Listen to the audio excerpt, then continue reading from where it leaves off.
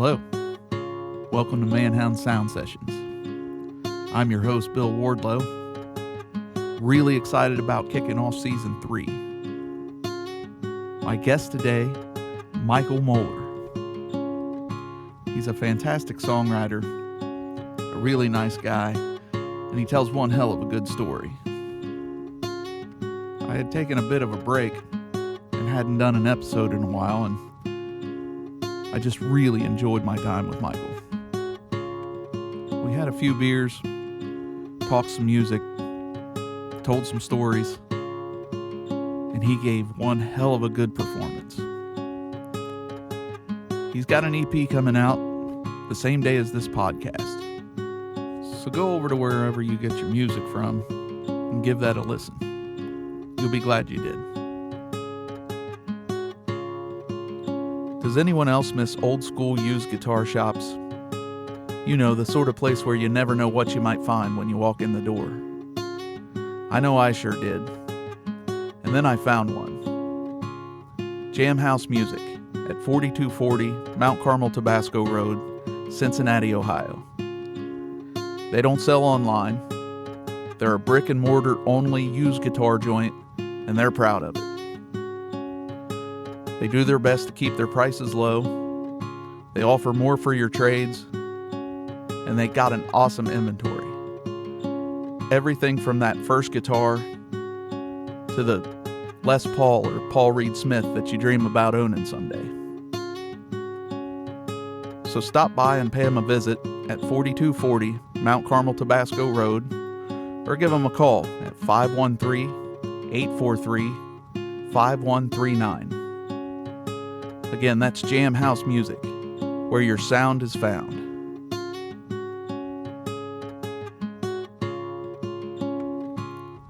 Without further ado, my interview with Michael Moeller.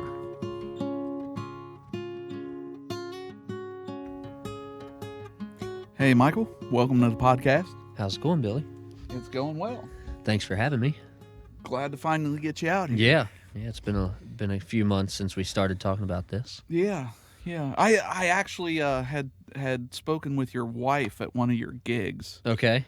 A couple of years ago, like right after I started the podcast. Really? Oh, I think I do remember that. And we weren't able to get together at that point. Yeah, she mentioned something that after that show. I can't remember what show it was. Yeah, you were playing over at Sons of Toil, and you were playing, and I couldn't stick around. Right. Yeah. But I was trying to hook up with you then, but we all know how that goes. Yes, we're here now. Yes, it's very good. Yeah. Well, let's jump right into it. Sure. What got you started playing? Got started playing. Well, there was, I guess my dad has always been a music guy. He had a record collection. He always was. He never could play anything but the radio, which was just fine for me. And we would always, like, once every few months, we would always just open up his record collection and just tear through it and just listen to stuff. And that was when I was, 8, 9, 10 on up. And, nice. And I always loved music. I was always listening to something. And I could memorize lyrics, and I knew every word to all the songs on the radio when I was younger. And there was an old acoustic guitar, real cheap. I don't even know what it would be. I hate to stop you, but I still can't remember lyrics for nothing. Really? Oh, it's horrible. Yeah. I can't remember the lyrics to my own songs half the time. Well, some of the times that's the worst lyrics to remember for me. I can remember more of the others. You don't spend a lot of time listening back to your own stuff. Right, sure. Yeah. But there was an acoustic guitar at the bottom of our stairs going into our basement underneath the stairwell, and just a cheap box guitar. And I think I bought some strings somewhere at a pawn shop maybe. Bought some strings and strung it up and learned Smoke on the Water. As everyone does. The riff of Smoke on the Water. I've since learned that if you actually try to learn Smoke on the Water, you're in for a treat because it's a actually kind of tough song to learn the whole way through. Absolutely. They knew what they were doing. But that opening riff obviously is a super simple but impactful riff. So I learned how to play that. And then I had a couple like stupid little licks that I would play.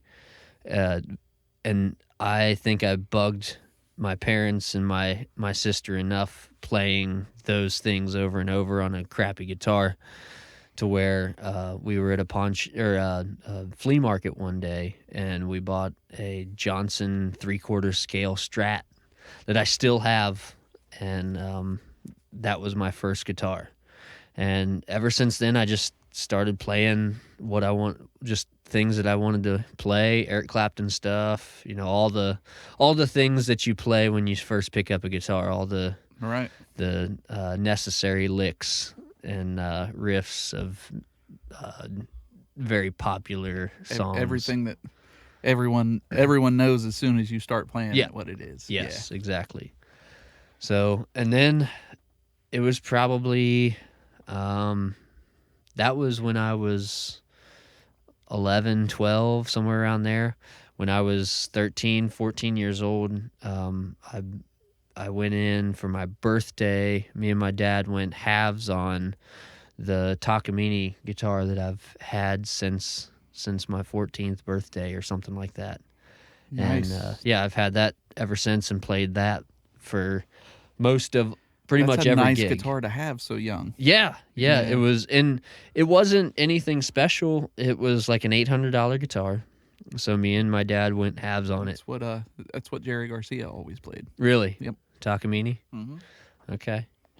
So yeah, it's a EG 530 SC, I think.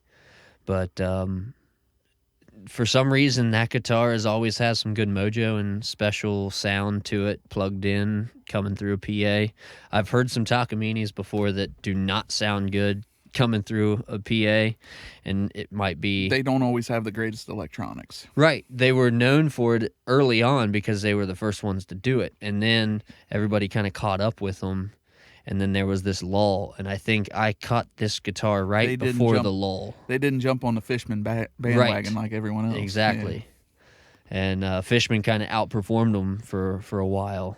But I think I got it's an older preamp on this guitar that is TK4, I think is what it's called, or TK7, something like that.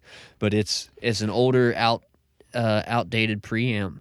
But it sounds so good. That makes such a difference, and most people don't even think about it. Yeah. Even guitar players that know about guitars, they just think it's a tuner. Don't think about those. They just think it's an onboard tuner. They don't think about it being a preamp and being your whole sound. Yeah. That's really what I love about the Taylors is that they have not only the piezo, but they also have a mic inside. Yeah. And you can blend those and really come up with a great sound. Sure. And that expression system that they have is just phenomenal. Yes, it's very nice. Yeah. You can actually have those put in any guitar. Okay. You can send them off send any guitar to Taylor and they'll put the expression system in them. That's interesting. I've never it's thought probably about that. pretty expensive, I'm guessing. But, I'd say, But if you had a really nice older Martin that you gigged with, sure, it would be. Yeah, it would be worth doing. It'd be worth doing it. Yeah, I could see that happening.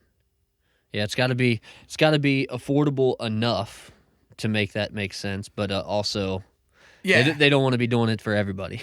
Right? Sure. Absolutely. Yeah, especially when you're doing a brand that's not theirs. Yeah, for sure. Yeah. So, when did you write your first song? When did you get into? I think I was starting to write things. It's kind of weird. I don't think I ever really had like this drive to write any songs for a while. It was all explore through ultimateguitar.com, like get as much chords down as possible. Try to figure out how to play Wonderwall and try to figure out how to play what was on the radio at the time. And see, you're lucky. You're a little younger than I am. Yeah. And growing up when I did, it was we were just getting the internet. So Right. Yeah. So I can remember trying to get tablature and clicking on it and then waiting. coming back 6 hours later so I could take a look at it and then thinking, that's not the right thing. That's not how you play that at all. Yeah. Yeah, we had, my dad owned a motorcycle shop, so we kind of had broadband pretty early. Oh, nice. And not that it was all that great, but it was still something better than just dial-up. But, I mean, I remember going through dial-up too, but... Well, I mean, I was I'm probably sure you were a sophomore or junior in high school before we ever got a computer at the house. Right. So yeah, it was... I had been playing music for a very long time before. Yeah, sure. Before I had a computer. Right. You know, I was buying the Cherry Lane books. Yep. So I know how to play all of Kill 'Em All on the bass. Yeah. Nice.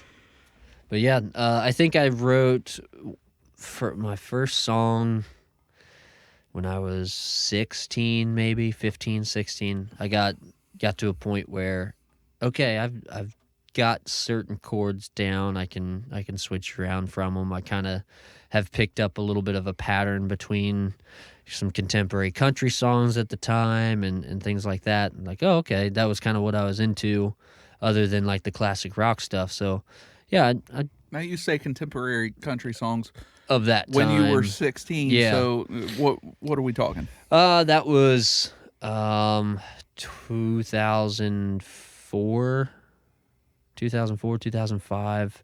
So you're looking at... Okay, so you're a lot younger than me. Yeah, you're looking at probably like Chris Cagle, Alan Jackson, and...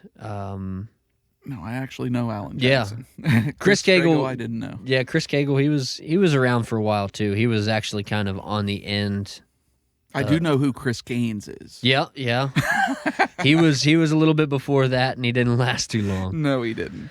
But yeah, Garth Brooks, of course, and kind of the Watermelon Crawl, Tracy Bird, that kind of stuff. So that was kind of what I was into at the time.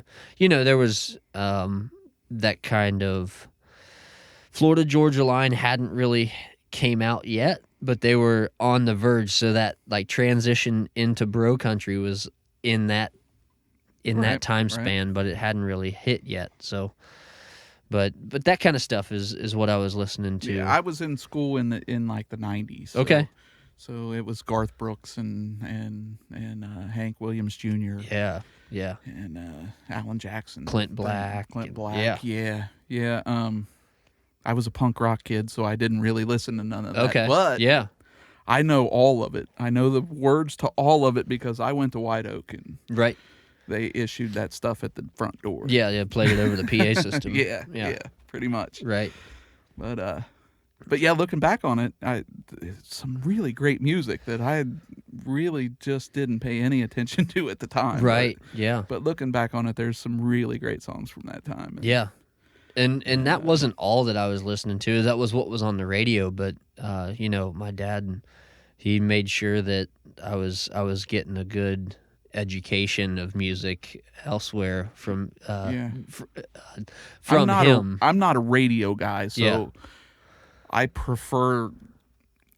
I'm glad to hear when people are getting a music education from somewhere besides the radio. Yeah, because money is not the most important thing here. Correct. Yeah. Yeah. So I was getting like, we would go on weekend trips to racetracks and stuff, and we would listen to like the band like 4 CD sets. Like front to back. I would make sure we'd play all 4 CDs. Nice. Listen through all of it. Now it doesn't get much better than that. It's that in itself is a musical education. Right. The band is the band for a reason. Right. Yeah. Absolutely. They didn't come up with that name to be pretentious. Yeah. No. They meant it and they earned it. Yeah. Yeah. So you're going to racetracks and stuff. Was your dad a racer? My dad raced. So he owned a motorcycle shop, and he was into vintage road racing. So there's not a whole lot nice. of road racing courses around. There's one in Mansfield, Ohio, north of Columbus. Mid-Ohio. Yep, Mid-Ohio. I got to take a driver's course up there that's for a awesome. company I work for, and it was great. Yeah, that's a great track. Yeah, and so we would go to like Mid-Ohio every year. We'd go to like the western edge of Indiana. We'd go down to Alabama. We'd go up to Michigan. So So did he run like the Indianapolis road course, or? He was at a place called Putnam Park. Oh, okay. And it's a sports car course most of the time, but they would have a few weekends where it'd be bikes. They run IMSA there. Yeah. Yeah, absolutely. Yeah. I love racing. Yeah.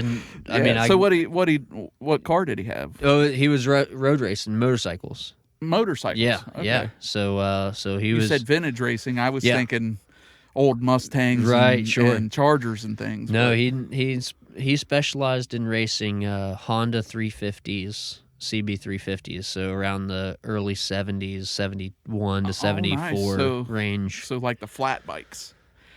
Like they were flat clear across. These were kind of, if you look at like a cafe racer now, it'd be a very similar look to a cafe racer because they're road racing. So they're hitting the corners. So they were a little more dragging the knee and Back then they were dragging the knee. Yeah. Really? I mean, you climb off the seat long enough. Yeah, you climb off the seat far enough, you can drag a knee. Wow. Yeah. Yeah, not me. I can't drag a knee. I'm not doing that. Yeah. But so that's pretty awesome. Yeah. So what was your first song? To get back to the point. Yeah, sure. The first song that I wrote was it's called Almost Kentucky. I wrote it with a buddy of mine named Chase Ruslow. I was sitting in my house by myself, and I came up with a first verse and a chorus. And then I went over to his house later that night, and we finished that song together. And it was a fun song to write, and it was one of those things where the song, it's on my first EP, and it was all about like people that live south. We'll just say south. This was definitely directed towards Kentucky, but like people who live south, they look at somebody that's coming from Ohio, and they think, they can't be country, whatever. And 16, 17-year-old minds are thinking this. So right. And so we just decided to write a song that was like, we can be country too. So in a tongue-in-cheek way, we were almost. So I got a couple Kentucky. questions out of that answer. Yeah. You wrote your first song with someone else. Yeah. Yeah. How much do you do that? I like co-writing a lot. Through the last 6 or 7 years, I've enjoyed writing with other people. I think I probably co-write. I don't do it often. Out of time's sake, but I try to get 4 or 5 times a year at least that I'm working with somebody writing songs or and something. How does that work? Co-writing is a very interesting beast in its own. It usually the people that I'm writing with, I know who they are. I've hung out with them or whatever. Yeah, seen them play, know who they are. And you go into it mutually coming in and saying, do you have anything? This is what I've got. A concept, idea, a line, something. And, you just start brainstorming on stuff. And people's own characters come out and start meshing with each other, and you just try and figure out your best way through the song that you're are you just like you come up with a riff and then you're like, here, I got this one line, but I don't know what to follow it? Right. Yeah. It's usually the way that I like to write is, if I have an idea, a concept, something, I've learned learn to write towards the hook, right towards the subject that you're trying to convey. So everything needs to kind of point to that, and you just start talking about what it is that you decide that you're going to write. So say somebody has a good line. Okay, what does that line mean? We try and figure out what that means. Where does that line fit in the thing that you want to say? And then from there, you just start throwing stuff out, just throwing spaghetti against the wall, see if it sticks. And if it does, it does. If it doesn't, it doesn't. You just start trying to beat every line that you're writing. It's a fun process. How much rewrite do you do? Like, how much do you go back and go, well, that can be better? Yeah, it's interesting. Sometimes it depends on who it is with too. If you have somebody who, if they love the song and they're gonna own it, yeah, as in like that's the song that they want to perform all the time. You kind of just have to say, okay, that was it. Even though and even though you may see something that might be could be better or something, you have to make that decision whether you want to approach it as a change or not. If it's for the better, you always want to at least throw it out there and see what they want to do with it. But if they're, if they're the artist in the room at that time, I've had guys. I've had like Noah Smith, Yeah. and he does a lot of co-writes. Yeah, I've written a few songs with him. Yeah, and I've had Jimmy Klepper in, who just writes song after song after song, right, and by himself. Yeah, and I've talked to Jimmy. I want to co-write with him. Yeah. So Jimmy, if you're listening, I'm coming for you. Yeah, I would love to co-write a song with Jimmy myself. Yeah, that guy is so prolific. Yes, and just everything that comes out of his mouth is gold. Yeah, and here's like the I thing. listened back to all those Funnies records, and all of it's great. Right. I can't believe that somebody's not snatched onto those guys yet. He's an incredible lyricist, and yeah, he always finds that turn of phrase that makes you go, damn it, and not, and it doesn't ever make you think he was trying. Like he was trying to get a little too sharp or a little get sounds forced. Forced, It's all so right off the tip. Yeah. And just sounds like conversation. Yeah. Yep. Yeah, there's never a time where he's like where you think, oh, he tried a little too hard on this one. Right. Right. Everything's so it's natural. all so natural, yeah. And so original sounding. Yeah. Like that band itself, Oh, yeah. just I don't know another band that sounds like that. Yeah. And it's a little too poppy for me. Yeah. But it doesn't matter who you are, you've got to admit that those guys are just so good. Yeah. Just at the top of their level. Yep. Not to mention that I mention it on almost every podcast, but yeah, they are something special for sure. Yeah. So let's take a break. Okay. And listen to a song. What'd you have come up first? Pennsylvania Sky? Pennsylvania Skies, yeah. That's a song that I wrote, had a conversation with a buddy of mine who grew up in Pennsylvania. And he said that there's more bars in that area of the country than any other place in the country. And he said the reason for that is when it was coal mining country and way back before OSHA and stuff like that. When you don't have OSHA, there's boss men that are taking risks at the expense of lives of the workers that are working. And whenever there's casualties of the industry, the family that was left without a head of household, they would have to figure out a way to make an income. One of the easiest ways to do that in that type of town would be to sell alcohol. So they would open a bar in their home. Oh, huh. And so many of those scenarios happen. That's very strange from a place. I don't know how many people that listen to this would know this, but right. you can't just go into a gas station and buy beer there. Yeah, well, I mean, this would be... It's a specific beer store. Yeah. Like, it's very restrictive there. Yeah. It's Well, this is, 1800, stuff like that. yeah. Back But I in- mean, even today though, you can't just go buy beer there. Right. Right. So the finishing of that story is so many of those places ended up becoming permanent establishments, getting their licensing and stuff, and becoming bars. Okay. So those ended up becoming bars, family owned for so many generations or whatever. Nice. So I heard that story, and I thought, man, I'm gonna totally write some music to that, and this is the song that came out of it. Yeah, that's very cool. Yeah. Well, let's have a listen. All right.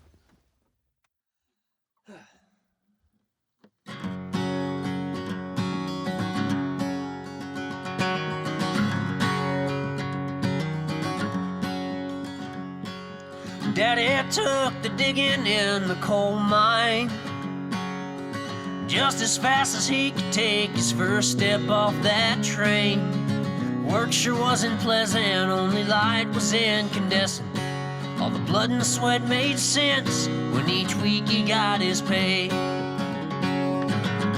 Every night at dinner, after grace was said, he raised his glass high above his head.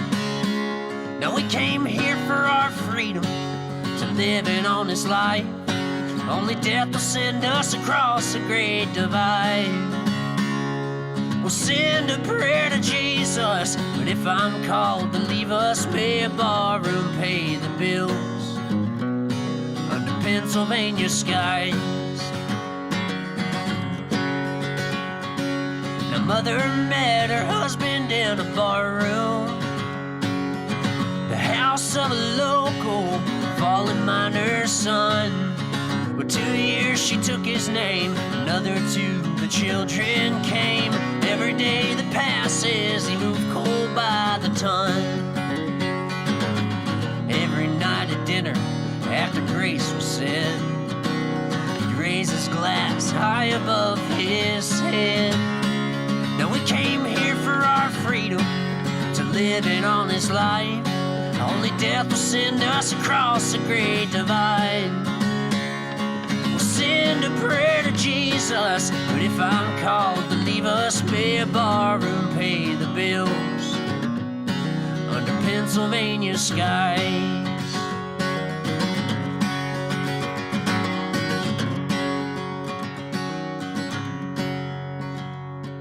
Now I've been keeping this bar up and running for a year. It's been 15 months since the great collapse. Now mother cried that day, his father's life was swept away like the sunlight when that cloud of smoke painted that sky black. Every night at midnight when I call last round, I raise a glass and no one makes a sound. Now we came here for our freedom, to live an honest life. Only death will send us across the great divide. We'll send a prayer to Jesus, but if I'm called to leave us, pay a barroom, pay the bills under Pennsylvania skies. Yeah, may this barroom pay the bills under Pennsylvania skies.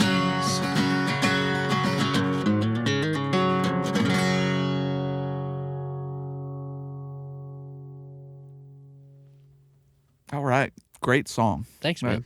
Thank you. I really love the concept behind it too. Yeah. That's pretty neat backstory. Yeah, I love a story song. That's something that I tend to write Yeah. a lot. That's something I've gotten into in my latter years is a good story. Uh-huh. Big Bob Dylan fan Mm-hmm. and yeah, there's nothing like a good story song. Yeah, and growing up, the bands that I was listening to, the songwriters that I was listening to, that my John dad Prine. was showing me. Yeah, John Prine. I didn't run into John Prine until later. He just wasn't on my dad's radar when it was kind of more contemporary, but that guy tells the best stories. oh, he does. He does. Like I was, Gordon Lightfoot's one of my favorite Gordon songwriters. Lightfoot's really good too. Yeah. And I saw Gordon Lightfoot when I was like 10 or 12 years old. Like Really? I was so amped that I was seeing Gordon Lightfoot, and the rest of the audience was like 60 years old. Yeah, right, So, right. But I was hanging on to every word that he was singing. So that's the kind of stuff I was listening to, growing up. So I would. I went and seen John Fogerty and Willie Nelson, Oh man. and it was the same kind of deal. Like you look around and everyone's 40 years older than you. Sure. Yeah. But I enjoy that older music, older songs and stories. It just well, there was things to tell stories about back then. yeah.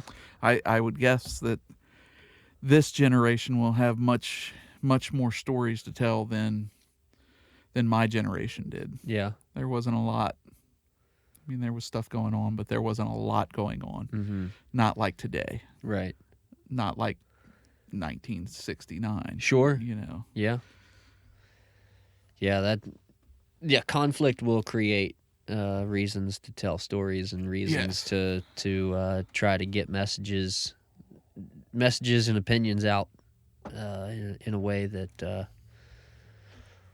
hopefully unites people or shows disapproval or for pisses them off. Yeah, shows Either disapproval way is for fine. certain judgments that are happening. Yeah. Yeah.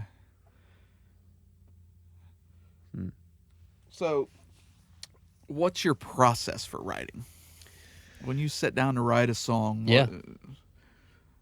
Process, it typically comes down to I'm horrible at being diligent and dedicated to sitting down every day and writing. I'm horrible at doing that. That's something that I need to get better on. I'm sure, plenty of songwriters. I tell myself on better. a regular basis, I need to get up and just write. Write something. No matter what it is. I just need to write something, but I don't do it. Yeah. So my process, I kind of tell myself that I'm writing when I'm thinking about things. So I do a lot of thinking and listening to different things, listening to podcasts, just conversations in general. I'm always trying to harvest something, some sort of line, some sort of thought that somebody has or I have that. Do you write that stuff down as you come across it? Yeah. Or? So if I sorry, if I'm in a conversation that a line comes up, I have a place in my phone that I'll throw that line or concept down, and then I'll start forming ideas around that concept. So if it's a good enough concept, I'll just start thinking about it a lot, and it just starts hooking me. And on a drive, I'll just start thinking, rattling some thoughts off and lines, and eventually I've got something semi-solid as a concept. And then when I sit down to write, I will be able to just let it all out, and then try and form something that makes sense. You done been thinking till there ain't nothing left to thunk. Right, exactly. so then it's time to put it in place, put things in its right place and right timeline of the story or the thought that I want to get across. Again, it's all about writing. Right, what does it mean? What does the song mean? What does the line mean? What does the hook mean? If it's, if I've got a title of the song, what does that mean? How am I going to use that in the song? Is it going to be the last line of the chorus? And if so, how does everything in that song point right back to that? So, right. So all those. Now, do you ever have lines that don't mean anything? I don't know. Like, because it just fits?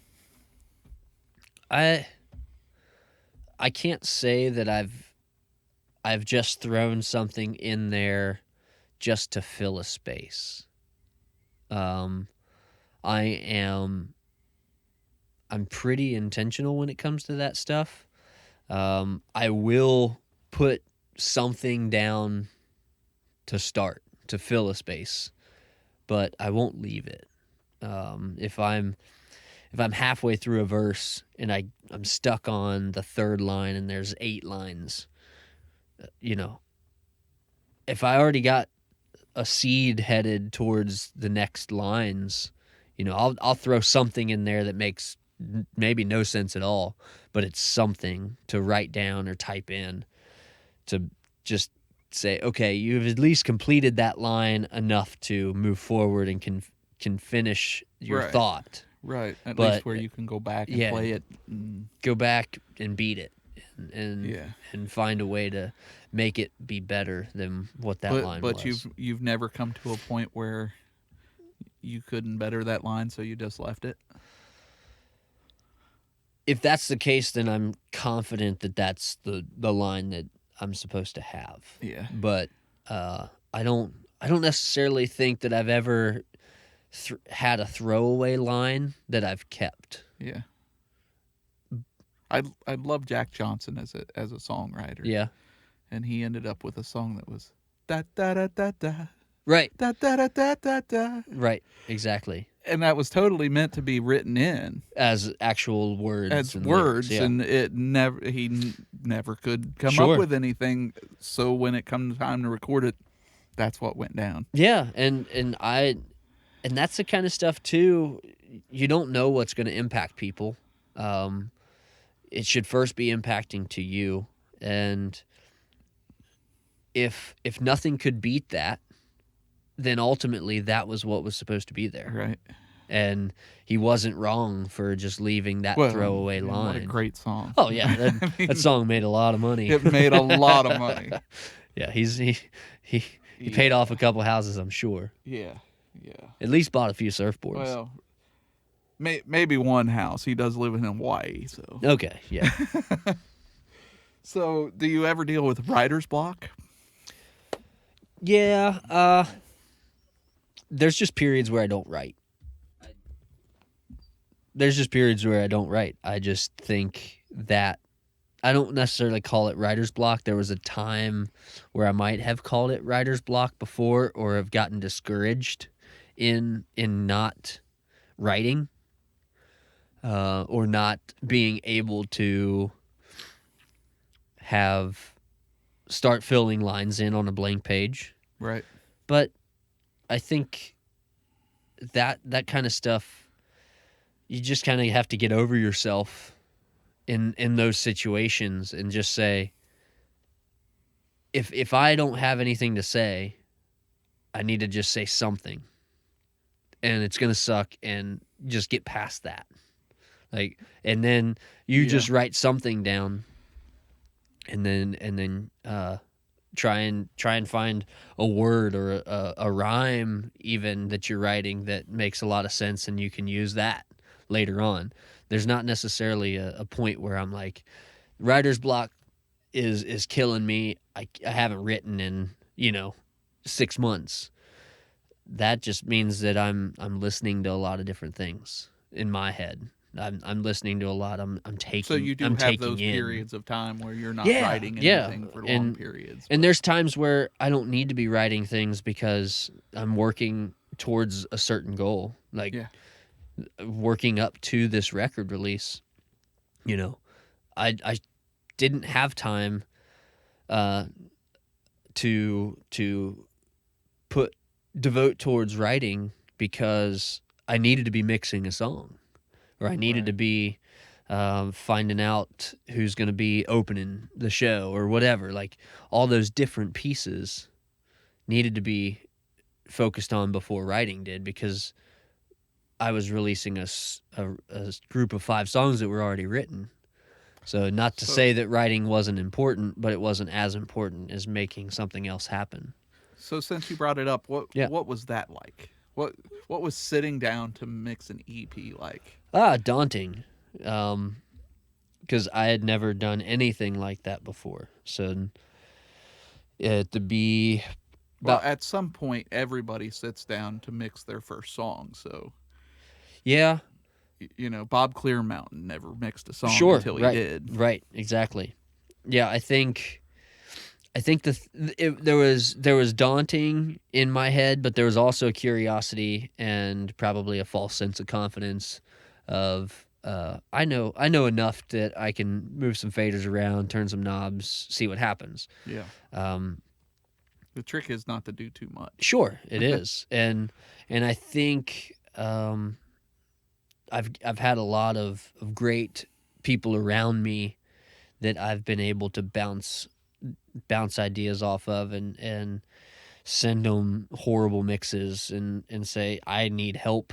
I need feedback. Give me the honest truth. Cut Right. this down to nothing because I can't get better if I don't if I don't hear what you're hearing.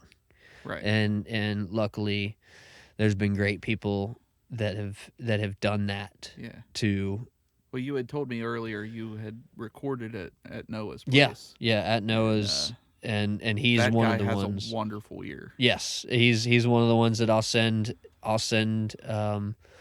anything that I'm working on. Typically, at least before I release anything, from a major release standpoint, I'll send to him because I know me and him have built enough relationship over the last 9 years that we're gonna tell each other exactly what we think.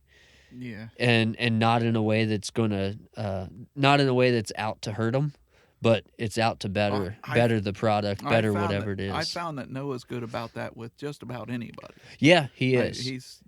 He's got a great ear for stuff and a great insight on how this business works. Yes. And if you're not doing it right, he'll tell you without being an ass about it. Right. He's very good about saying, "Hey, this is a better way to do this." Yeah, he's very empathetic to people who are less experienced, and when you build a relationship with him, you know that when you send something to him, you're gonna get the truth that you don't probably want to hear, but yeah. you need to hear. Your ego needs to die when you hear that kind of stuff. Right. And it's been really great to have that because I've grown a ton because of him. So how many times did you remix it? That's kind of a weird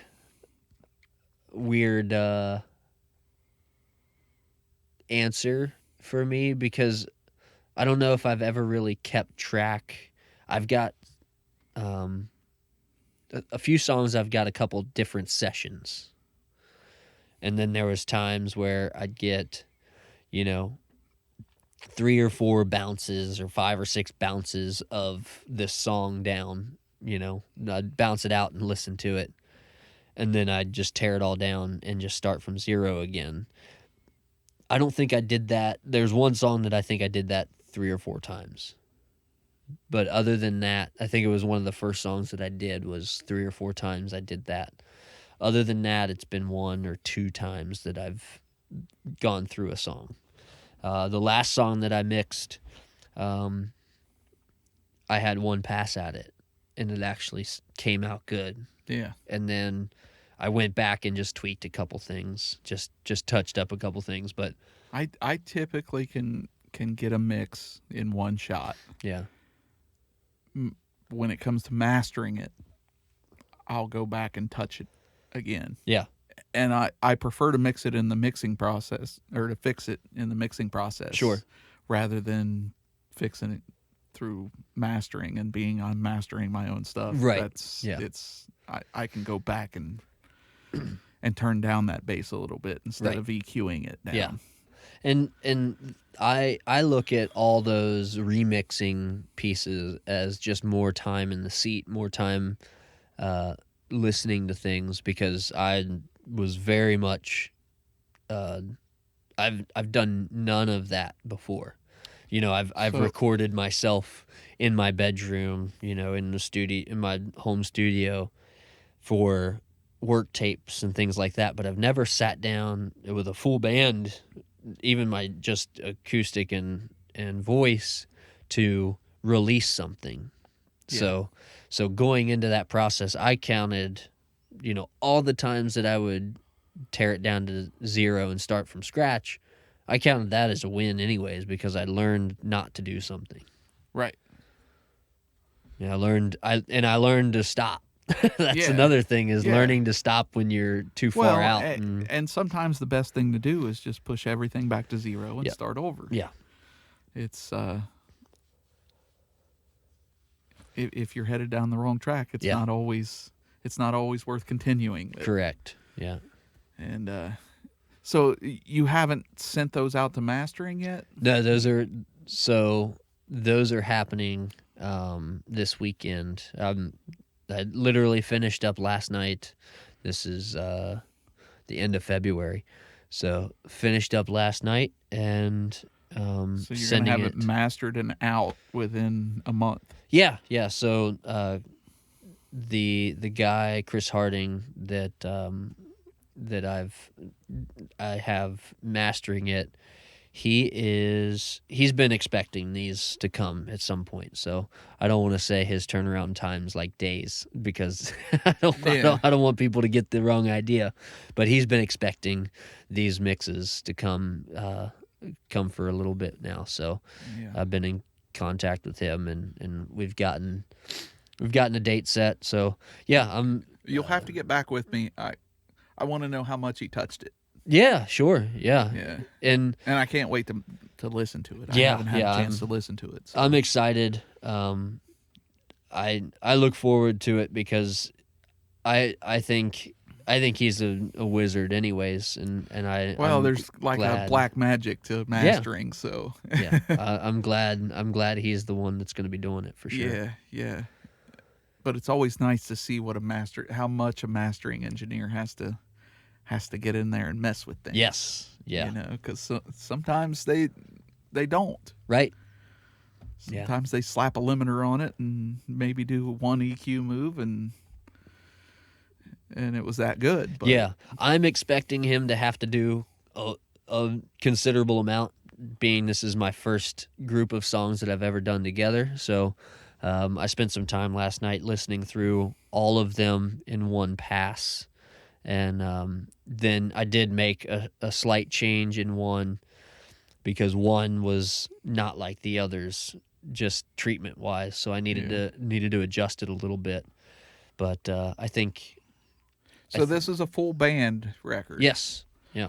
So who played drums? So Joe Klein, but he's known as Joe Rico. He played drums. This was recorded in 2017. Okay. So I've been sitting on these tracks for a while. Nice.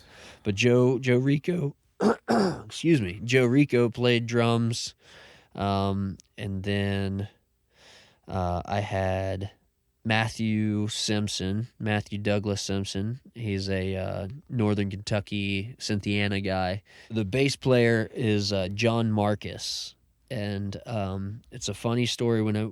John Marcus is a Nashville bass player, and he played bass for Tim McGraw. He was his road guy for years. Nice. Like 15, 20 years. Is this electric bass on the whole Electric thing? bass, yeah. And so we got hooked up with him because I was playing in Noah's band at the time, and we played a place in Middle Tennessee in not Murfreesboro, McMinnville, and Noah had him sub in for a gig, and didn't know anything about the guy other than he answered a classified ad on like Nashville Gig Finder Facebook page. There's so many Yeah. amazing musicians in Nashville. It's not even funny. It's stupid. So this guy shows up and he tells us like, yeah, this is 10 minutes before going on stage with us. Yeah, I played bass for Tim McGraw, and I was in the Dance Hall Doctors. Yeah, nice. And this was Tim McGraw's like up the years that he was massive, and not that he's not massive now, but his whole climb. Right. These guys were on it, and John played bass for him, and we played that show, and he was masterful. So John played bass on Noah's record, The Long Cut, and great record. yeah, by the it's way. a great record. Great record. And then John played bass on my record. Super simple to work with, sending the files. Yeah. I had a scratch vocal, a scratch acoustic, the drum tracks, and then he sent back a Jack killer White bass. moved down to Nashville for that very reason. Oh yeah. He walks into the studio to record that day and has no idea who's going to be on the session. Yeah, he just says, "I need a bass player, I need a piano player, I need a whatever he needs that day." Yeah, and he knows that there's somebody professionals puts out some calls and they show up an hour later. Yeah, and so it's amazing the amount of talent in Nashville. Yeah, and it's amazing that anybody ever gets found down there. That's true. There's so much good music and so many talented people down there. It's just amazing that anybody is ever heard of. Right. And then I do want to say on one of the songs I had John McGuire. He's a local Cincinnati cat. He played guitar on one of the songs as well. Just I needed something a little bit more than what it was, so I called him up and he offered to do it. That's the great thing about studio sessions is Yeah. you can always pull in that extra guy. That's right. Just send, and I trust what he does. He does his thing really well. So send him something, and turn him loose, and mix it right in. So, how long did you actually record this record? So the recording process was only so the drum session was a couple of days. And then that was back in 2017. And then over the next couple of years, we kind of overdubbed guitar and vocals. And then my acoustic guitar and vocals. And then we had a guitar session, I think 2 different sessions of electric guitar. And then just those flown in remote bass tracks. So overall, like it was a very quick recording piece to record it. It didn't take a whole lot of time. It was the dead space in between. But and then I've done just several sessions over 3 years or so. Yeah, I think I was finished with the tracks. Yeah, by 2020 I was finished with the tracks and that was you just don't hear a lot about that around here.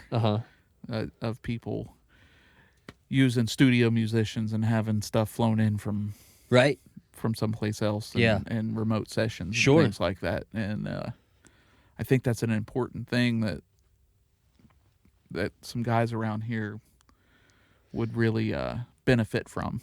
Yeah. If you have the connections and you know the people and they're set up relatively well, you can send files back and forth from anywhere in the world. Like I said, there's so much talent in Nashville, and everybody has a recording session or a recording studio in Nashville. Yeah. Everybody can do a session out of their house. Sure. In Nashville. Yeah, I think John Marcus, I don't think he has anything special. I think he probably has a 2-track interface. Yeah. Nothing too crazy.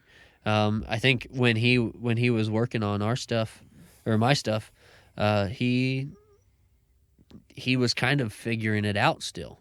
Some things were a little hot, not that it was clipping or anything, but a little hotter than what you would normally send to somebody else. But right, they work just fine and they sound great. He's killer player. That's the most important part. Right. Performances are awesome, and Performances are everything. Yeah. Everything else can be fixed. right.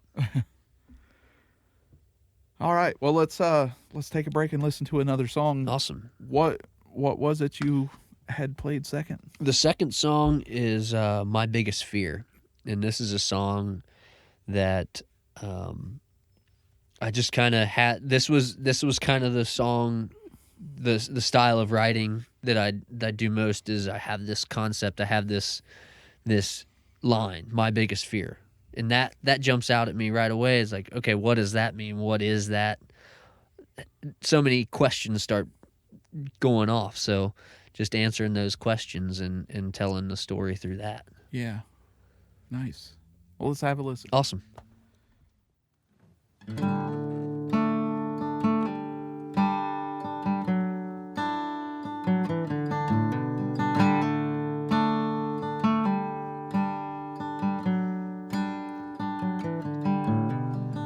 Biggest fear is leaving here without you by my side. Nothing but a prayer to pray, one more last goodbye. If you weren't there, I can swear I'd fight to stay alive.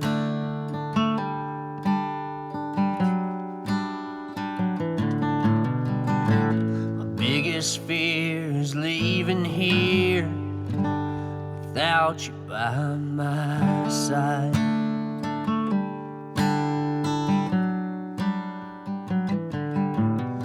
My biggest goal is growing old with your hand in my hand. Years of music ain't nothing to it with you as my biggest fan. We'll both dream, win and lose as a team. We'll take off and we'll land.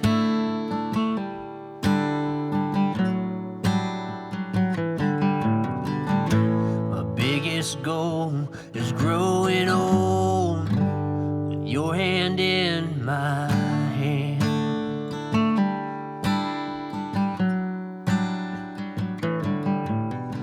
My greatest accomplishment is holding on to love. We've gone through trials and walked the miles, more than we dreamed of. With your big heart, it's such a part of his from up above.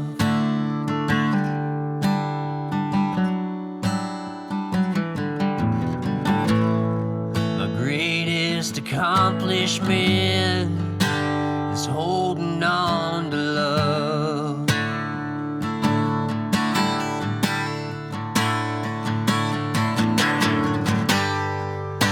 I used to sit and I used to wish on any star that was there.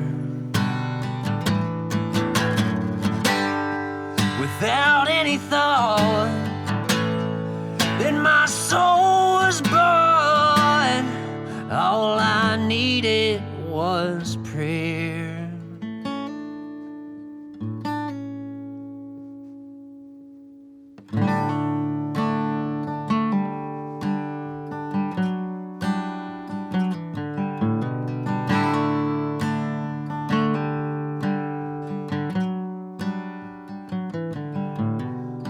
Biggest fear ain't leaving here without you by my side. There's no way there will come a day that we'll have to say goodbye. 'Cause I know I can trust the plan, and our souls will be alive.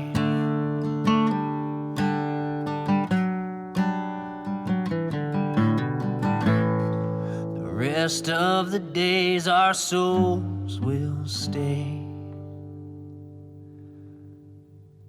side by side.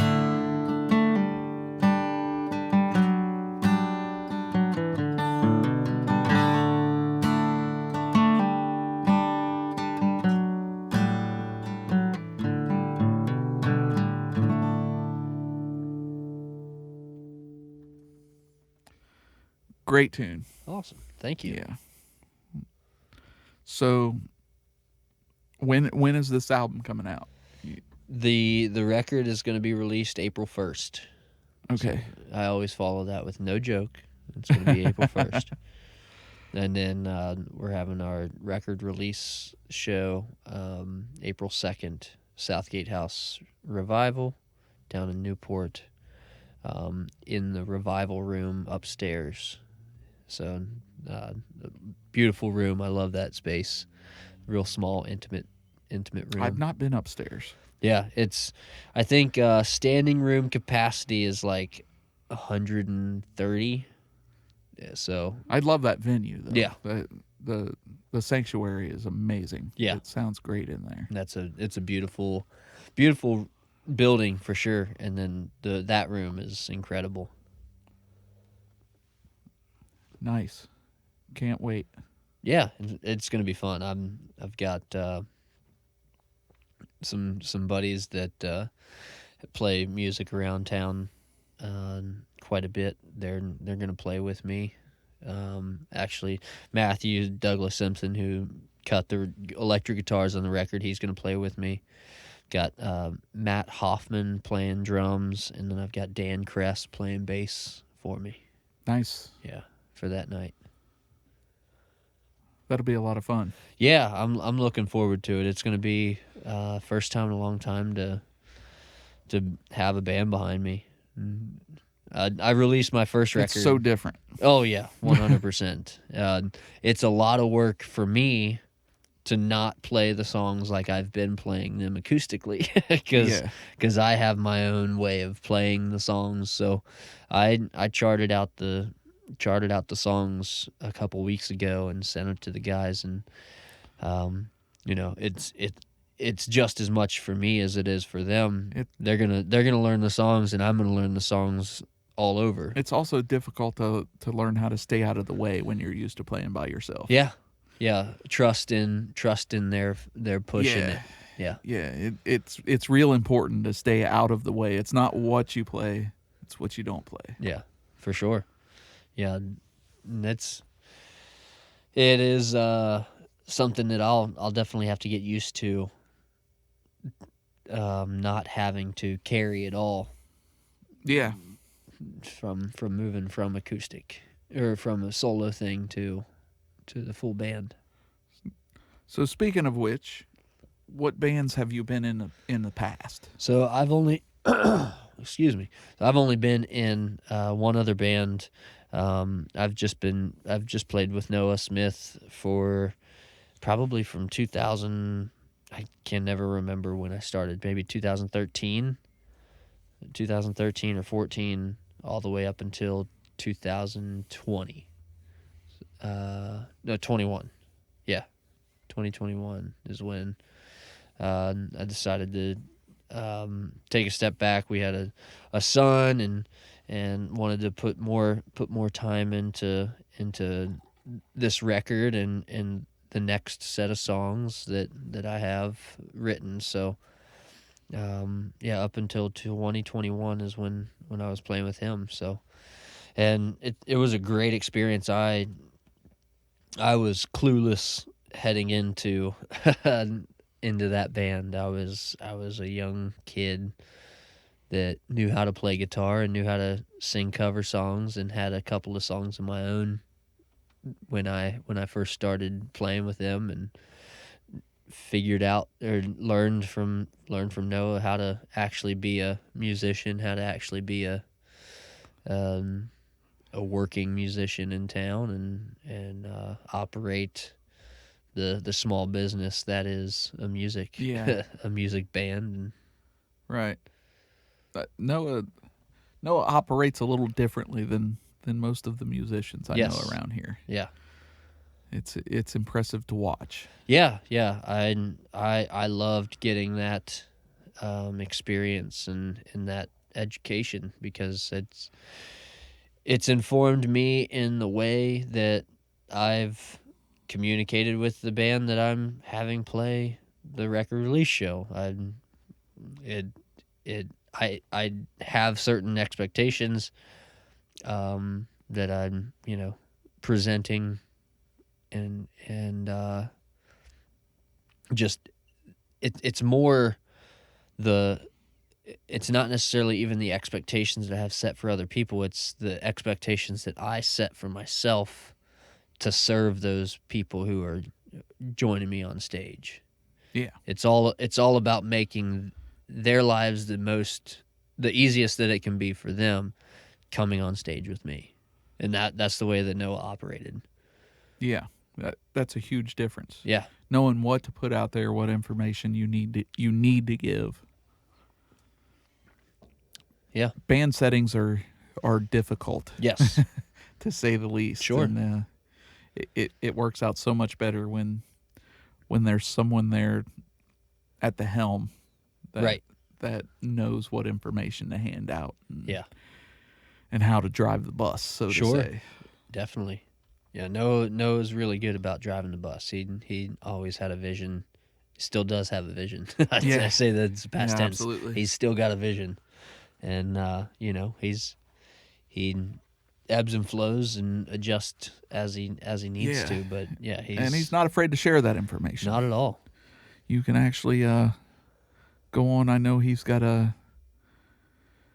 is it a Patreon that he's got set up that's where he's teaching artists how to do things? Yeah, so I think it's called the Long Cut Mindset. It's a coaching like a platform. coaching. Yeah. Exactly. So he does coaching of basically how to be a working musician. Yeah, I haven't had a chance to check it out, but I would go ahead and recommend it because Noah knows what he's talking about. 100%. I think I got that education. Like I was one of the ones that has been around him for 8 years and in the trenches, and I got that education that he's offering to people, and I couldn't recommend it more. Yeah. It's such a wealth of knowledge. He's been in the music business longer than I've been playing music. And I started playing some sort of music when I was in 5th grade. Right. Well, maybe he hasn't been in that long, but like for the most part, he's been in the music business for a long time. Yeah, and doing well in it. He's been successful. He's not just been playing music all this time. He's been successful. Doing well. Yeah. So you had mentioned before, and I meant to hit on it, and I didn't. Your previous EP. Yeah. What recordings do you have out? Yeah, so I just have that one other EP. It's a self-titled EP. I released it in 2014. It's a 6-song EP, 5-song studio recorded, and then the last song, we were trying to make it a ghost track, but digital age is not good for the old school ghost tracks. So we have a 6th track on there that's a cell phone recording at a campfire that I had a recording of this song, and it turned out good enough to just throw on as an extra treat. Nice. At the end of the record. Yeah, Neil Young's Sugar Mountain. Yeah. Was a live cut from a small bar someplace. Yeah. And you can actually hear the compression on it where they've compressed the hell out of it so you can hear everything. Right. Yeah. But yeah, I always thought that was really neat. You can hear the compression and just the hiss of of where they recorded it. Yeah. And how it was not meant to be on a record, but right. But it turned out as what I would consider one of his better songs. So. Yeah, it's one of those things where it's memorable if nothing else, because it's so special. It's because it's so unique, and I love that song too, and it's one of those things where the performance isn't necessarily like mind blowing or anything, but it is a raw performance of that song, and I love it because of that. So you can find that on Spotify. Yeah, Spotify, iTunes, Amazon, all sorts of wherever you get music, it's there. YouTube as well. Nice. And I'm guessing the new record will be out on Yeah, all those April platforms. 1st on all those platforms. Yep. And will there be CDs there at the show? There will be. That's the plan. So as long as mastering makes sense and we get it out on time, it should Nice. be. What duplication house do you use? I use CD Baby for my first record, so that's the easiest. It's the one that I know right Okay. now. So it's So that's to get it out on the digital platform. Do you use CD Baby as well to make as the the CDs? duplication. And Yeah. Okay. Do the art, or I've got somebody doing the artwork, but pressing Yeah, it and yeah. packaging it. And you're also going through the digital realm Distribution. through CD. Yep. Yeah. So and that's, like I said, it's something that I know right now, so there's no reason to change it with this kind of short term Yeah. thing. But as far as moving forward, I've always used DistroKid. yeah, They don't do like the hard copy stuff, but I use John Hart for yeah, for Sure. hard copy stuff. He Yeah. does duplication and okay. I and didn't things know like that he did But duplication stuff.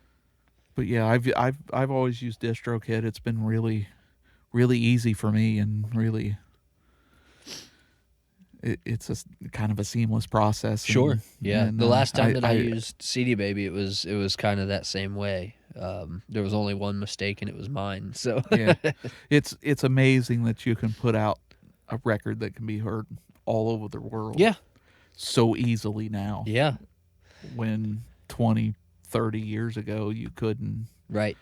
even think about putting out a record like that. Oh no, not at all.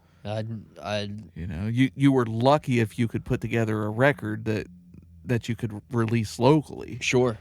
You certainly wasn't going to get it anywhere else than your hometown. Yeah. Yeah, And, it's It's incredible. a really neat thing to turn on your computer and see that somebody's listening to you in the Philippines. Yep. Philippines. I get some India and Italy and South Africa every now and then. Yeah. So it is wild. Yeah, it's a neat feeling. Yeah, for sure. So, how do you find the time to write? I know you got a new family. Yeah. And Yeah, finding the time to write's tricky. Kind of whenever I have the free moment, whenever I have the concept that I want to write, I'll write. And then there's times where I can't not write. So whatever it is that I'm doing, I end up stopping and writing down whatever is on my mind. There's times at work that I'll be doing something and it'll hit, and I'll pull up a Word document or whatever, Google Doc, and just start typing it out or penning something down on graph paper or something. So it's nice to have a job where you can do that. yeah, it is. It is very nice, and it doesn't necessarily mean that I'm doing my job well at times, Right, but right. The ability to have a piece of paper and my phone too, I can jot down whatever it is that I need to jot down, whether it's coherent or makes sense at all. It can work itself out later. Right. But yeah, it's Getting down the idea is the Yeah. important part. getting it down. So when I find the time, it's after the kid goes to bed, and even the last year or so, I've had times where I've written, but the last year or so has been focused on getting this record out and focus on learning how to get a record out like this, or learning how to mix. So Yeah. I never really have concerned myself with writing so much at the moment. And I think I'm really excited to be able to put this away privately and be able to give it publicly, it's a really good feeling once you get it released, and Yeah. you just kind of go, yeah, I'm excited to just put it all down and say, that's it for this. Yeah. It's done. It's recorded. It's a record. Now I get to explore again, because it's not to say that I haven't been exploring, but yeah, I've got a lot more freedom now that I don't have a big task hanging over my Yeah. head like a record release. well, you get kind of a clean slate. Right. You've got all these songs that you've been playing for a while, and then you work so hard to get them out, and once they're out, they're out. You Yeah. don't have to work on them anymore. Right. I just get to play them at that's shows it. at this point. Yeah. Yeah. It's now time to come up with some new stuff. Yeah. Yeah. And I've got, I mean, this record was recorded in 2017. For a while I've been writing a lot because I wasn't necessarily focused on this record. So I've got a backlog of songs that need to be recorded still. So I'm excited to start recording and start releasing, singles and See, my first EP I put out, I had no experience at all Yeah. with recording. I bought an interface and a computer, and I was like, I'm going to record a record. right. Yeah. And I really didn't have anybody to bounce off of. I got on YouTube and figured it out the best I could. Yep. And the drums are overcompressed, and there's lots of problems with it. Sure. When I listen back to it, it even kind of bothers me sometimes. Of course, yeah. But I got it out. Yeah. And it was a great experience Yeah. to do that. The second one went much better. Mm-hmm. And I'm hoping to put out a third one here soon. Yeah. And That's awesome. looking to do something a little bit different with this next one, Cool. and kind of work with a lot of different people instead of just the core group that I've been working with. Sure, yeah. So Well, I'm always available. that'd be great. Yeah. Yeah, for sure. Yeah. So going back, what are your influences in the past? Where did all this come from? Yeah. I know you talked about your dad and listening to records and stuff, Yep. and you talked a little bit about the band and Yeah, the band. and a couple guys, but Gordon what are your Lightfoot. core influences that really you listen to and you go, oh yeah, that's what I need to do? Yeah. Like most songwriters, I think the standard is set with John Prine. So I can't disagree with that at all. So I think I think Jason Isbell say, I'm just trying to do my best impression of John Prine. So like that to me sums it up as far as like where the bar's set and what you have to reach for. Yeah. Because I Yeah, connect. my only hope is someday somebody will say, well, that was kind of like John Prine. Right, of course. That you know, that's one of the best compliments. Yeah. Is if you can get something like that. I So- had the good fortune of catching John Prine Oh wow. only once, and I was at Bonnaroo Yeah. in Tennessee, and so Bonnaroo goes on for like 4 days. Sure. And there's like 10 stages, Yeah. 24/7 music and Yeah. stuff going on constantly. So you kind of look at the schedule and go, okay, you figure out what you're going to miss. Right. Because you can't catch everything. So I remember looking at the schedule and I can't remember. It was Jack Johnson, I believe. My wife was like, Jack Johnson's playing. Yeah. And I'm like, oh no, John Prine's playing at that time. And she's like, yeah, but Jack Johnson's playing. Right. So she went to see Jack Johnson and I went to see John Prine. That's a good choice. Yeah, No slight there was to no Jack way I Johnson, was but- not going to go see John Prine. Yeah. It was there's no way. It's the only chance I ever got to see him, and I'm glad I went. Yeah. So as I watched the show, it was just John Prine for a while, and he played a good set, and then he says, I was down at Nashville and giving an interview, and I ran into some friends of mine, so I brought them out to play with me. Here's a Old Crow Medicine Show. Yeah.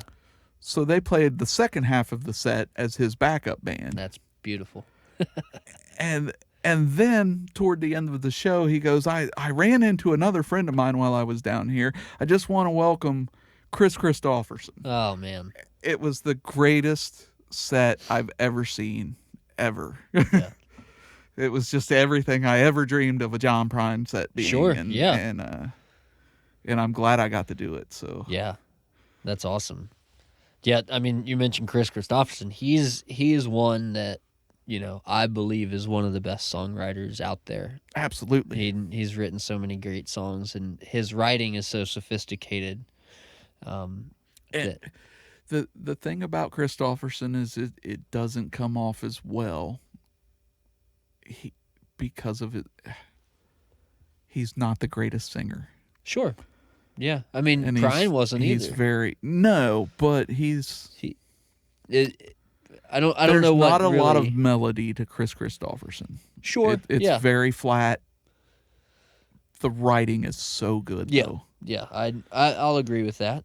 Yeah, and he's a songwriter's songwriter. Yes, absolutely. People who are But coming for I think songs. hands down he's written some of the best songs ever written. Yes, for sure. Yeah, so John Prine, Chris Christopherson, those are two great influences. I said Gordon Lightfoot earlier. I really all these first three are story guys. That to me makes a good song is the story behind it. Not to say that people can't write a song with zero story and it'd be good. Happens but every day. for me it's all about a story. Chris Knight is a guy out of Kentucky. Incredible songwriter that I got really into and when I started playing music, and I think he influenced my songwriting quite a bit. He's from super rural Kentucky, and he writes super rural murder ballads and things like that. Oh, wow. But he's also a good enough songwriter that he writes. I love those Appalachian murder Yeah, ballads. yeah. Then you can't go wrong with that. But he's found his way into, you know, a Blake Shelton cut and other places that he's a bona fide songwriter too, not just a Appalachian guy. Yeah. Justin Townserl is one that I wore out CDs of. He's just incredible songwriter. He was troubled, and you know that conflict creates a lot of emotion that creates good songs, and unfortunately it got the best of him, but you know. Towns Van Zandt as well. I was a huge Towns I Van mean, Zandt Justin fan. Townserl's named Yeah. after Towns Van Right. Zandt, so. But yeah, Towns is great. Guy Clark is one that I've loved for a long time. He's a Texas songwriter, and I love the sophistication of Guy Clark's stuff. And then an offshoot from Guy Clark is Jack Ingram, who he had some country pop hits early 2000s, but he's a Texas staple and an incredible songwriter, and just I love listening to a good Jack Ingram song. Yeah. So yeah, those are contemporary influences for sure. And I grew up listening to a lot of different things too. So I love folk music, I love country music, but I love off the wall stuff, and you know, Frank Zappa and listen to what's the Les Claypool band? What's his Primus? Primus, yeah. Primus and all that kind of Huge goofy Primus stuff. fan. Yeah. Yeah, I seen Captain Claypool's bucket of. I can't even Oh, remember yeah. the name of the Yeah, I band. remember I seeing saw the them big down at marquee. Bonnaroo as Yeah. well, and it was interesting. Yeah. I saw Primus at a festival. Yeah, that was really Yeah. great. Do you know Todd Snyder? Oh, Are you- okay. So I feel very bad for not mentioning Todd Snyder. So the reason it come up is I was at a All Good music festival in Okay. West Virginia. Yeah. And we were camped like 2 mountains away, so when we went down to the stage, we took everything with us Sure, and yeah. stayed there for the day because Yeah. it was a nightmare to get back and forth. Right. So Buckethead played. Okay. I had never seen Buckethead before. That was very interesting. Sure. It was Enlightening, I'm sure. yeah, I really knew nothing about him, but yeah, it was very enlightening. Yeah. Interesting. Yeah. So they had 2 stages going on. Buckethead played the main stage, and then Primus was coming up next, which was what I was really there to see at that point in time. And so on the second stage, Todd Snyder come out, and while Primus was setting up, and he played an hour and a half set, and I bet you he did 4 songs. Yep. Yeah. And told the greatest stories in between. Yeah. It just blew me away, and I've been an adamant fan since. Yes. Yeah. Matt Simpson turned me on to Todd Snyder. I had seen some stuff early on. Not early on. He's been around for a long time. But I had seen some stuff, kind of stumbled upon it myself. But then when I met Matt Simpson, and he kind of said, you need to listen to this record. It's a storyteller record. Yeah. And I had heard Beer Run, Yeah. and kind of written him off as a goofball, and right.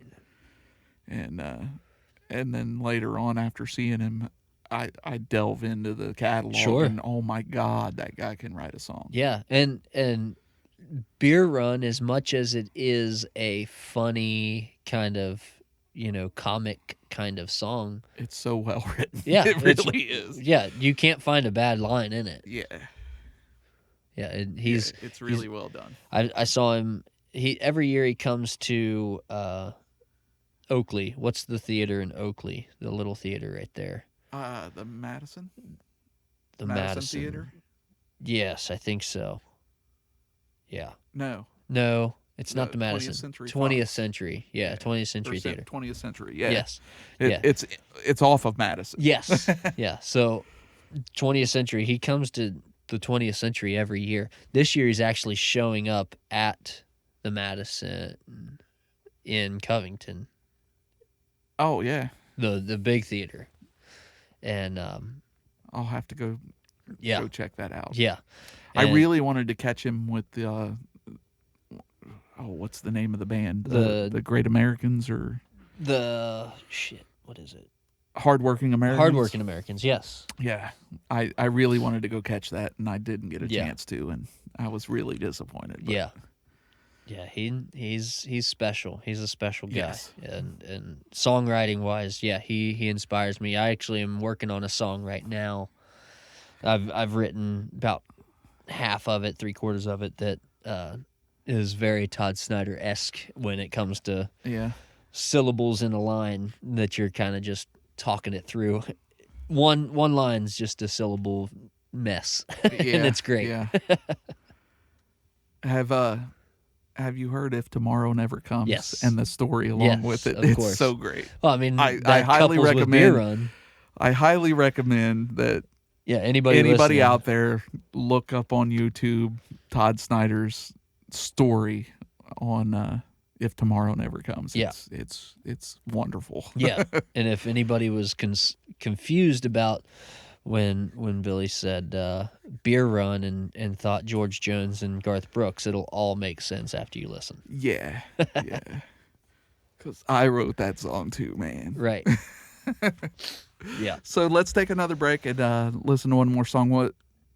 Yeah, this next song is the title track to the EP coming out. It's called Can't See the Stars, and I was sitting outside at my place one night at a bonfire.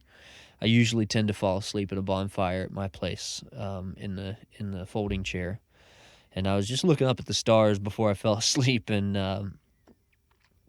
I'm out far enough away from the country or from the city that I started thinking about the poor folks that are in the city that aren't getting to see the stars, that are up there because of all the It's all the something you don't pollution. really think about when you live out here Right. outside of the city. Yeah. That all that disappears with the city lights. It all goes away, and I just started thinking about that concept and wrote down this song, and in 2019 or 2018, something like that, Jason Isbell released the Nashville Sound, and he had a line in there said, "Can't see the stars from the neon lights," and I knew I had a good Yeah. concept if he's on it too. So, Yeah, no doubt. So yeah, this is "Can't See the Stars." Nice.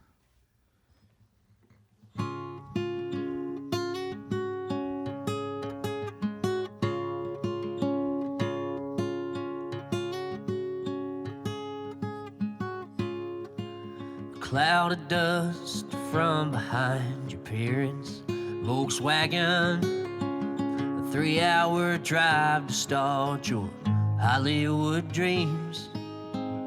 Downtown apartment and some classes for acting. You've realized it's different than what you had believed. The air is thick and foggy in the summer. The wind will knock you down on the sidewalk when it's cold. You've made some friends, but to you they are just silver. When you left, you lost touch with the ones that you call gold. But you've gotten pretty used to those $5 cab rides, walking downtown to all the hip new bars. Every now and then, you know it hurts you on those nights when you look up and you can't see the stars.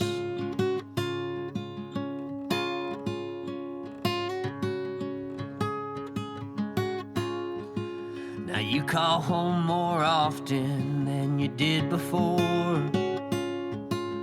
trying to keep up on all the hometown happenings. Every day that passes, well, you know there's so much more than a crowded city building where you can't get much sleep. But you've gotten pretty used to those $5 cab rides, walking downtown to all the hip new bars. Every now and then, you know it hurts you on those nights when you look up and you can't see the stars. Everybody learns at one point or another.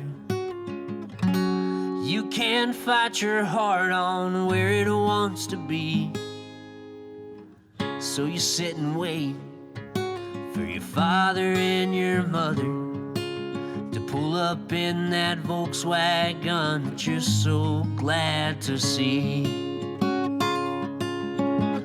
It feels so good to go on a Sunday afternoon drive, passing the only rundown hometown bar. There's nothing next to knowing where you'll spend your whole life when you look up and you can see the stars. There's nothing next to knowing where you'll spend your whole life when you look up and you can see the stars.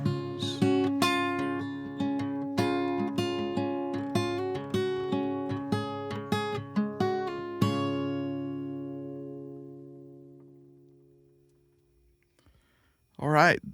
Great song. Thank you. That was the Title track. title track to the new New record coming out April 1st. Yes, And when is the release show? It's April 1st? April 2nd. April 2nd. Yeah, so Friday is April 1st, and then April 2nd will be Saturday at the Southgate House. And that's Southgate House Revival in Covington. in Newport. Yeah. Newport. Yep. Yes. Okay. Yeah. Great. You got any openers or Yeah, anything for I that have show? just one opener. It's the Poor Hours is who's going to open it, and that's Zach Rowe and Jenna Rowe. So they're a husband and wife duo. Zach has played guitar for so many different people around town. He was in Arlo McKinley's band for a bit. Oh, well, it was great. Yeah, and so they're opening the show. They're such a great folk, just beautiful harmonies, and Zach plays great guitar, great harmonica. So yeah, Hell yeah. I'm excited to have those guys open the show. That'll be great. Yeah. So, around town, who is your favorite local bands? Oh man. Or artist? Yeah, sure. I mean, Noah and Jimmy, See You in the Funnies, and Sunday Drives, like those guys are so incredible. That seems to be the common answer Yeah, around here. Yeah. I mean, and they really are all that. they're really good, and they're friends. They're that's the cool part about it is I get to call those people friends. And such good people too. Yes. I mean they're all all of them are really open and just easy to talk to. And Yep. Yeah, 500 Miles to Memphis, another great band that are incredible guys. I don't know though. Yeah, look those guys up. 500 Miles to Memphis. It's They're local? yeah, they're local. They've been around for a long time. They got like a blip with like Nitro Circus or something on MTV. Oh, yeah. Yeah. Like they're an incredible band. I love each one of those guys. They're so nice, so gracious. We've played a couple shows with them when I was playing with Noah. Veronica Graham, she's an incredible artist. Maria Corelli and like Joe Mascherette with Joe Truckstop, like those guys.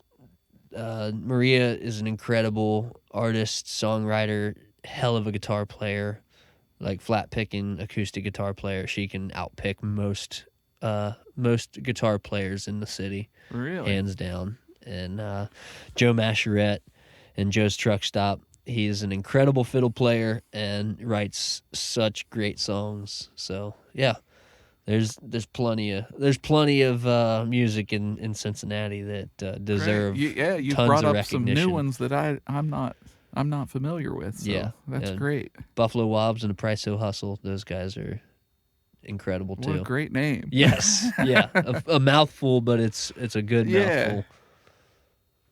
Well, what's your favorite venues around town? I love the Southgate House. Southgate House is just the staple. I think for most people, it's the staple. Yeah, great venue, good people there. Yeah, and let's see, what else would be a good place. I mean, the Big Ash Brewery has been a great place for songwriters. Noah's done the Crooner Circus there. It's been a great place for... Yeah, I haven't made it out there. Yeah, but you need to make the Crooner. I keep seeing shows out there that I need to make it out there for. Yeah, so. and Big Ash, I always say most places think about music after they've built the facility or after they've moved in. Right. Big Ash did not. Big Ash said, we're going to be a brewery with music. And from the beginning, they did everything right to make sure music was a part of the atmosphere.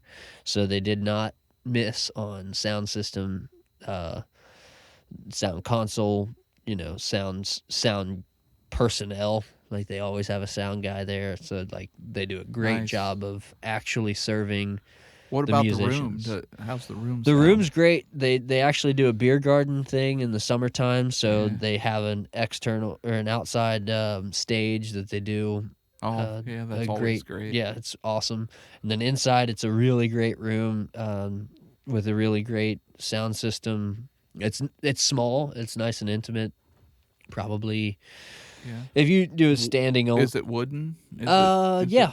Yeah, it's mostly wooden, and then they've got they've got removable like padded panels for like sound treatment. Oh, nice. And Really they nice. they build walls and take walls down for certain Yeah. certain things. So they did a good job. Nice. Yeah. And then to see a show, I love the Taft. The Taft Ballroom is always a cool I'm a one. huge fan of the ballroom. Yeah, it's a neat place to go see a I've show. not been to the theater. I really, really wanted to go see Chris Cornell there, Oh yeah. and I didn't. Yeah, and I'm thought to kicking myself, yourself well, now. I'll go next Catch time. him the next time. Yeah. But, I saw Chris Christopherson there at the Taft Theater, Man, and yeah, talk about a great show. yeah. I've been to the ballroom a few times though, Yeah. and that's a great venue. Yeah, it's a cool space. Yeah, It's it a really sounds cool good in space. there too. It does. Yeah, for a basement, it sounds really good. Yeah, I mean they put carpet all over the place, so Yeah. so it's got a natural down sound deadening in it a little bit. So Yeah, yeah, it feels really good. And I know the engineer that set up the PNC Pavilion and then did the Rose Theater and I love the pavilion. Yeah. I am Yeah. not a big fan of Riverbend, but Yeah. I love PNC Pavilion. yeah, so Kevin Pike runs sound. He's the house engineer for the pavilion, and he modeled off of the pavilion to do the Rose Theater, helped with that. And then he's also working. I think he worked with the Brady Theater that just opened up in Yeah. town. So I think he's also the house engineer there too. Oh, So wow. like, he's an Kevin Pike is one of the best engineers in town, and I love basically anywhere he's mixing. I love he's mixed at the Yeah, Ludlow Garage before, and that's a cool space. I always wonder when I'm at PNC, how does it sound so good in here? Yeah, Because the they whole did thing things is right. concrete. I mean, Yeah. you're firing sound right into concrete, but Yeah, it sounds great in there every does. time I've ever been there. they just have it. They have it tuned right. And, Yeah. and I think Kevin's worked on it quite a bit And to it's, make it sound good. There's not a bad seat in the house. No, not at all. It's just a really great place to go see a show. Yeah, I saw Goo Goo Dolls and Michelle Branch there like 10 years ago, and it was Oh, nice. incredible. Yeah. Yeah. Yeah, I caught the Dirty Dozen brass band Ooh, there. That yeah. was just amazing. I did see Dwight Yoakam and Jason Isbell there too, that was a show. Yeah, I would think they would play the bigger. I think it was right before Jason like really took off. It was after Southeastern, so he was already up there. But Cincinnati's not necessarily a market for Jason Isbell Yeah. to host a big show. I think I don't know why, but he's gonna. Cincinnati's a strange place. Yeah, it is. It's Metallica does a lot of their filming in Cincinnati when they come Really. because the crowds are crazy. Yeah. Huh. That's interesting. Yeah, but I went to see the Pixies. Oh yeah. Was it last summer? Summer before? Went to see the Pixies. Was so excited. I get there and I'm looking at the stage and the Pixies drum set's set up, and I'm like, what's going on? Why? It was the Pixies and Weezer, and I'm thinking, why would the Pixies be opening up for Weezer? Right. This makes no sense whatsoever. But it's Cincinnati. Sure. In other places, Weezer did open up for Pixies. Right. It was just depending on where they were at. Yep. The market. But yeah, it just blew my mind. It made no sense to me. Yeah. And I still don't understand it because the Pixies destroyed them. Sure. It was amazing. Yeah. But most people didn't realize that in the Apparently crowd. not. I was kind of excited when I found out Weezer was playing with them. Yeah, sure. I had Yeah. never seen Weezer, and Right. that was about the time I was in high school when those guys were big, and I was like, They're a cool band. This ought to be really cool. Yeah. There were so many tracks used. Yeah. And I'm just not. I don't. You're impartial to tracks. Huh? I don't like to hear background vocals where there's no one there to sing them. Yeah. Yeah. They're a useful tool when used correctly. Right, but I really think that I think the lead vocal was probably the only thing that wasn't a backing track. Yeah. Now they did play that Africa song. Oh yeah. And there was no backing tracks used on it, I don't think. Oh wow. And, that's cool. And they sounded great. Yeah. But I just don't know why. Right. Yeah. Especially following up the Pixies, who were obviously playing everything live. Yeah, sure. And yeah, I don't know. It's just my quirks, I guess. Right. Sure. Sure. But I got one more question. Yeah. And we'll call it a night. Okay. What's the best song you've written? Oh, that's. It's always the hard one. Yeah. I don't like. I think it's the one thing that artists always shy away from, or songwriters shy away from, is you don't want to say something that you've done is great. Yeah.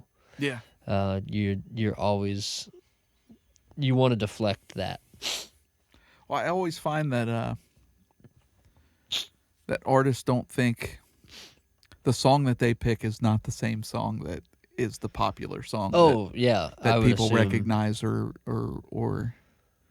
it is the song they think of Right. when they think of that artist. So. Yeah, I would assume that happens more times than not, is the songwriter's favorite song might not necessarily be the song that impacts everybody else.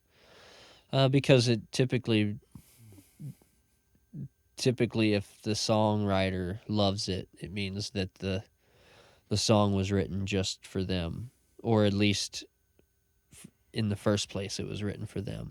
And some songs are written for other people or written to just get out there. I find the songs that just kind of flow out and you don't really think about too much. Yeah. Are the more popular what people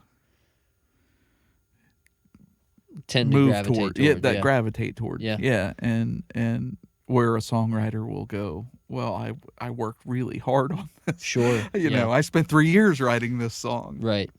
Yeah, so there's a couple songs that I have that are they're favorites of mine. They're ones that I enjoy playing quite a bit. There's one that I wrote last year called Blue Silk Shorts. And I think that's the title until I actually release it and I solidify the title. It's the title, at least for the next month. Yeah, the working title is Blue Silk Shorts, and is that going to be on the? It's not going to be on this record. Oh no, okay. No. So it's unrecorded at the moment.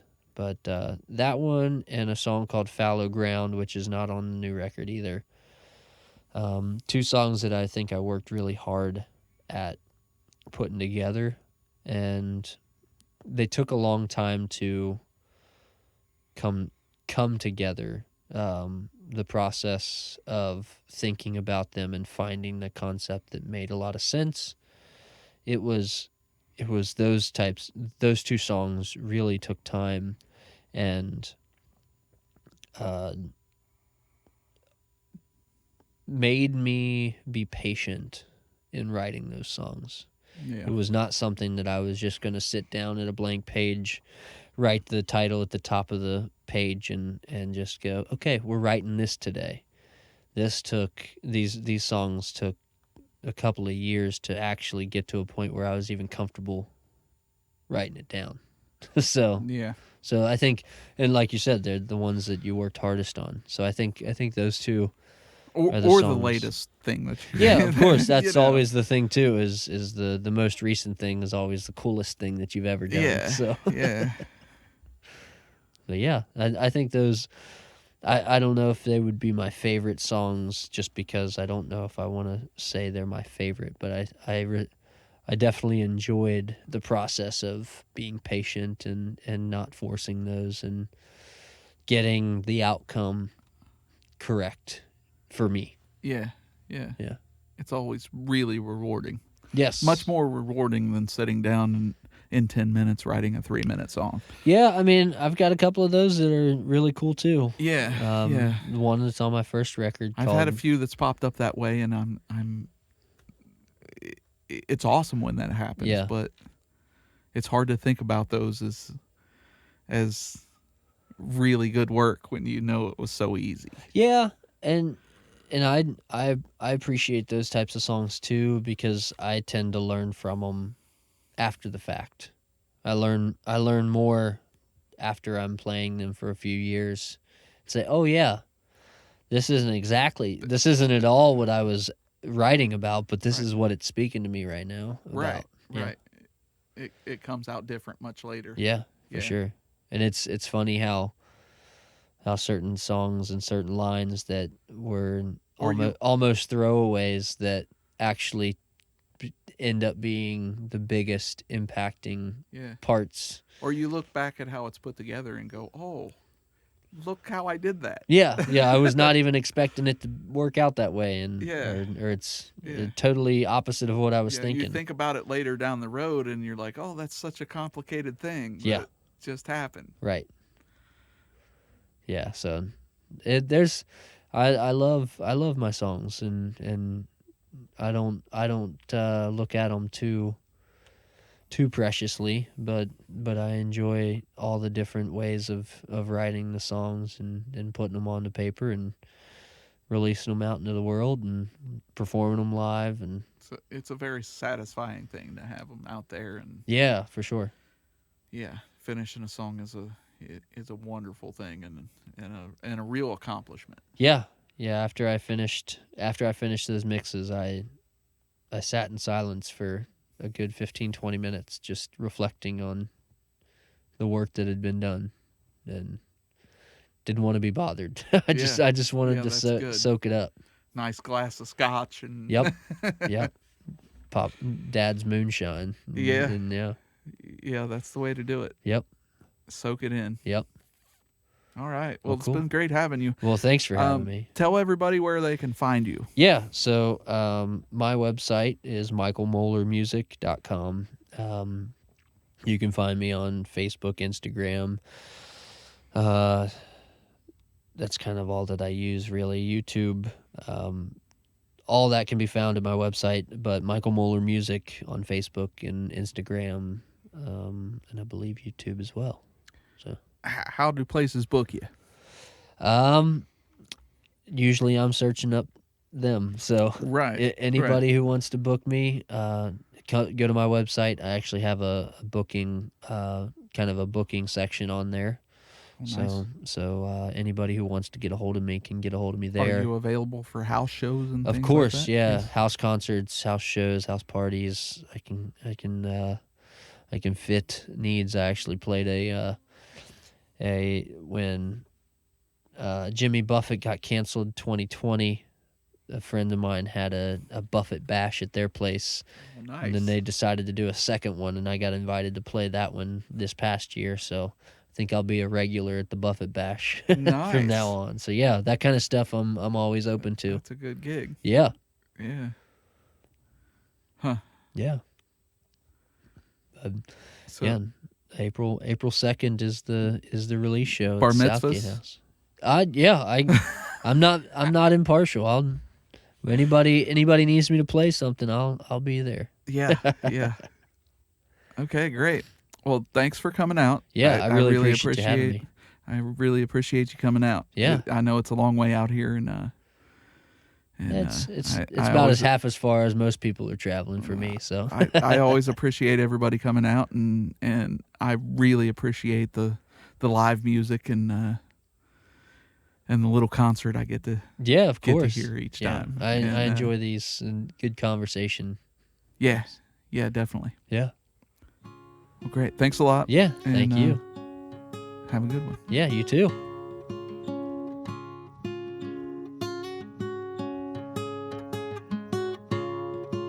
Well, thanks for sticking around till the end.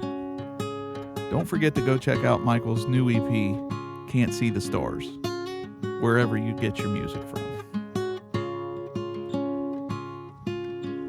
Also, please run down and see our friends at Jam House Music.